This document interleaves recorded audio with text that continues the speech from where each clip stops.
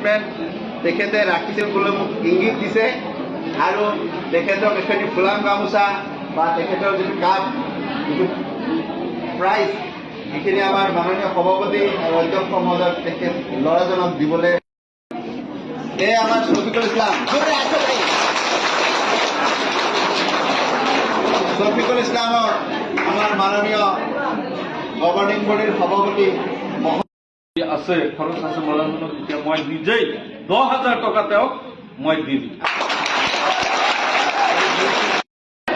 আগতে মণিপুৰ গৈছিল লগত এই আমাৰ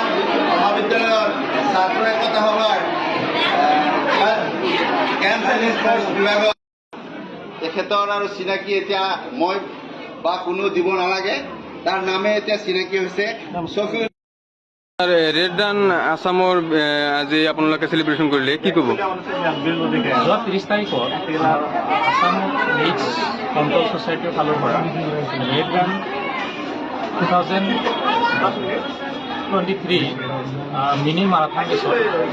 আমাৰ এফে আহমেদ মহাবিদ্যালয়ৰ পৰা আমাৰ শফিকুল ইছলামে 4ৰ্থ স্থান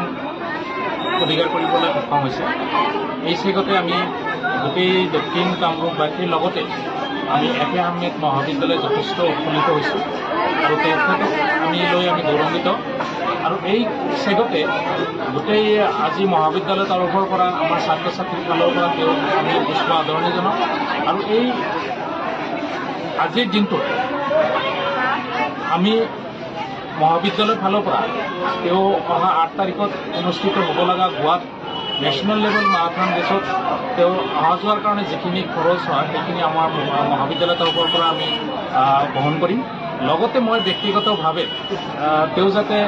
উন্নতমানৰ প্ৰশিক্ষণ ল'ব পাৰে এইকেইদিন, তাক মই মোৰ ব্যক্তিগতভাৱে 10,000 টকা তেওঁক প্ৰদান কৰিছোঁ আৰু আশা ৰাখিছোঁ তেওঁ অহা 8 তাৰিখত হ'ব লগা গোৱা মাৰাথন ৰেচত আমাৰ অসমলৈ সুনাম কঢ়িয়াই আনক আৰু আমি যাতে